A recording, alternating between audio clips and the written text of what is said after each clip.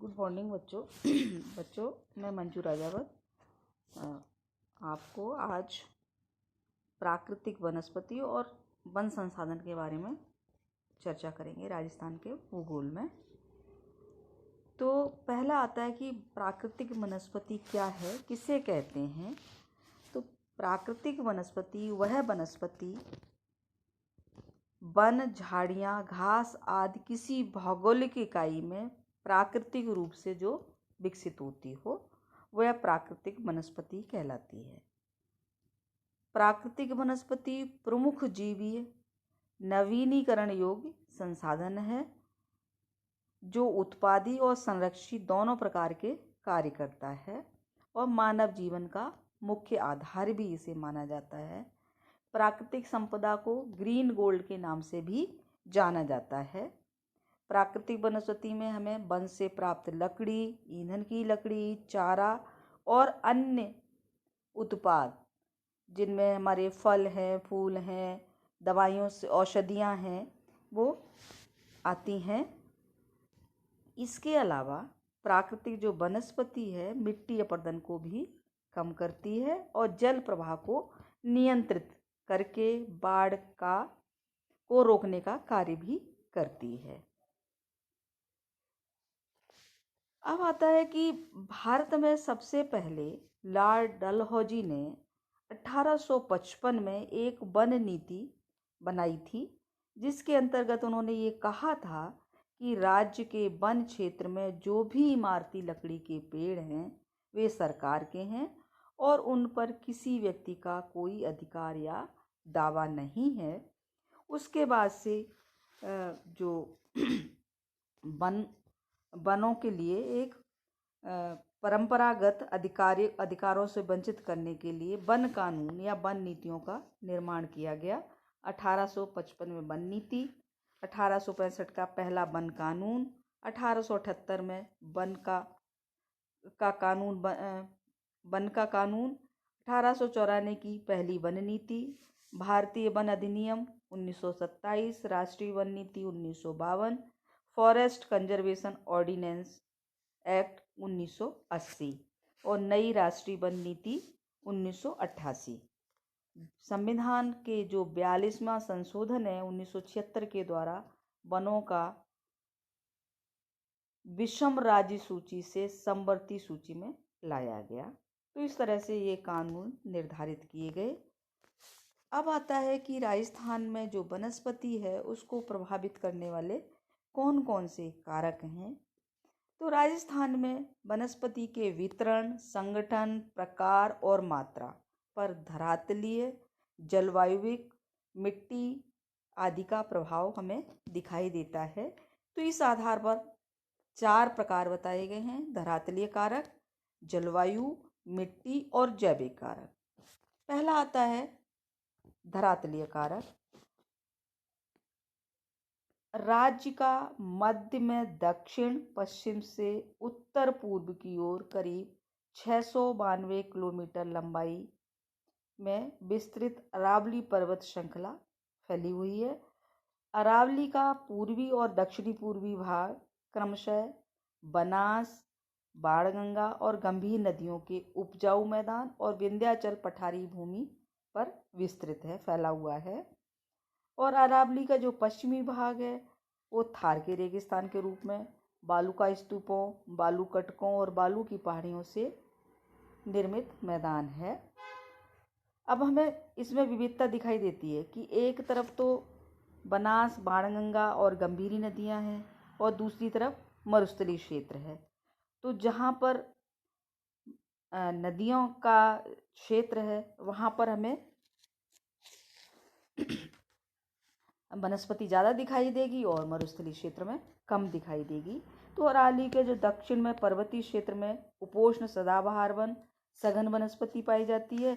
Mount Abu क्षेत्र में समुद्र धरातल से अधिक ऊंचाई और अधिक वर्षा वाले जो क्षेत्र हैं वहाँ पर हमें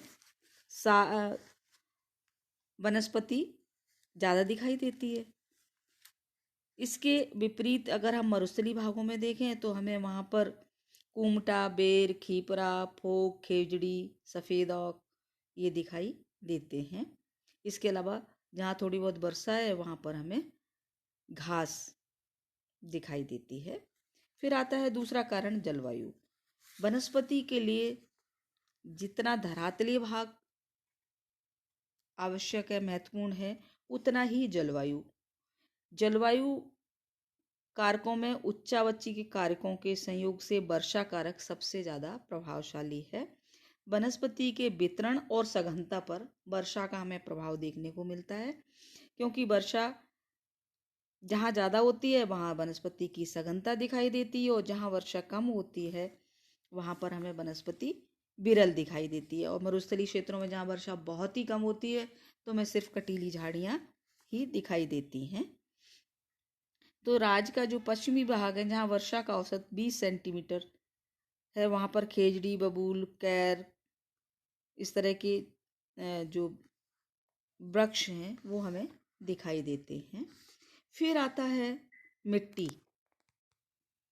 प्राकृतिक वनस्पति का प्रमुख आधार मिट्टी है। राज्य के पूर्वी और दक्षिणी पूर्वी भागों में जहाँ मिट्टी की परत मोटी है वहाँ वनस्पति में हमें विविधता दिखाई देती है। जिन भागों में काली चिकनी मिट्टी है वहाँ पर छायादार वृक्ष जैसे महुआ, सागवान, ढाक, जबकि रेतीली मिट्टी में कैर, कीकर, खेजड़ी के वृक्ष हमें देखने को मिलते हैं, क्योंकि इनकी जड़ें बहुत गहराई तक जाती हैं और शुष्क वातावरण को सहन करने की भी इनमें क्षमता होती है। वनस्पति भी मिट्टी की दशा को प्रभावित करती है, जैसे मिट्टी के निर्माण तथा उसमें जीवाश्म की मात्रा से मिट्टी की जो संरचना है या उपजाऊपन है वो बदल जाता है। चौथा कारक है जैविक कारक। राजस्थान में वन संसाधनों पर जैविक कारकों का प्रतिकूल प्रभाव पड़ा है। भेड़ बकरियां या अन्य जहाँ चौपाई हैं वहाँ पर अनियंत्रित चराई के कारण वनों को काफ़ी नुकसान पहुँचा है। और राजस्थान में बढ़ती जनसंख्या के दबाव और नगरीकरण की वृद्धि एवं प्रसार तथा बढ़ती हुई औद्योगिक मांग के कारण वन क्षेत्रों को काफ़ी नुकसान पहुंचा है।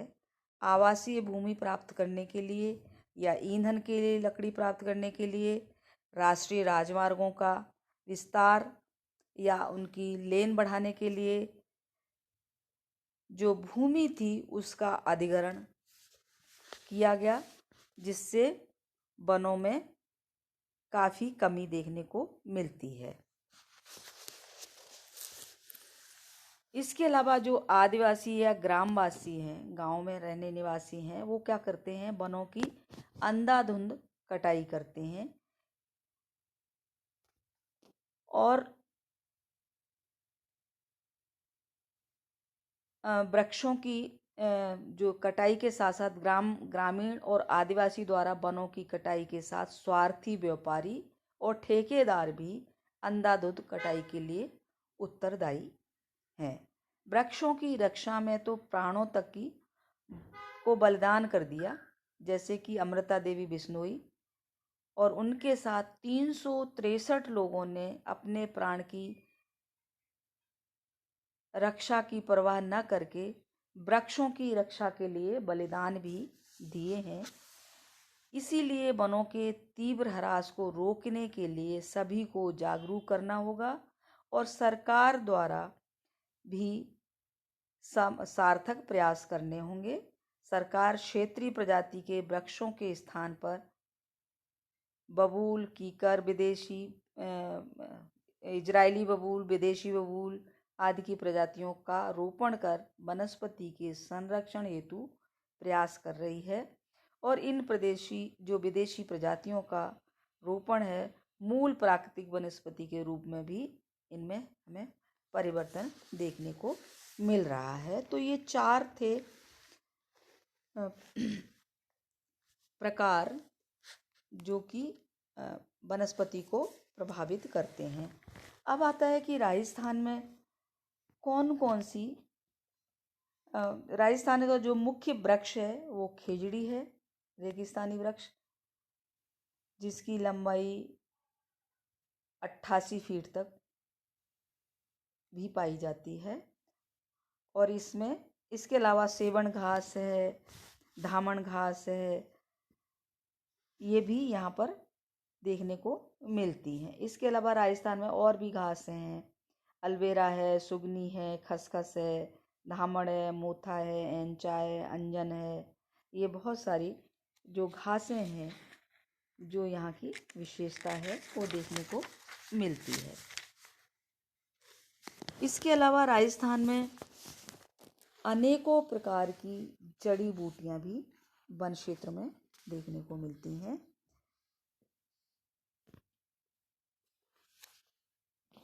वर्तमान में राजस्थान में सफारी राष्ट्रीय उद्यान जोधपुर के पास, आकलवुड फॉसिल पार्क जैसलमेर में इनका विकास किया गया है। इसके अलावा बहुत सारी छोटी बड़ी वो हैं सेंचुरी हैं, वो भी यहाँ पर देखने को मिलती हैं। अब आता है राजस्थान के जो वनस्पति है उसका वर्गीकरण।